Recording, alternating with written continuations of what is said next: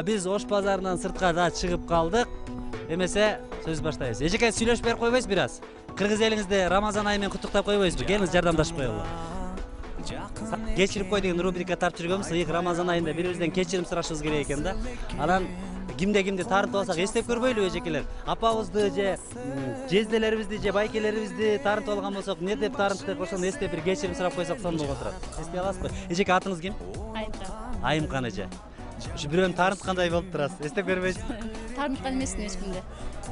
Кечирим сурай турган адамыңыз жокпу?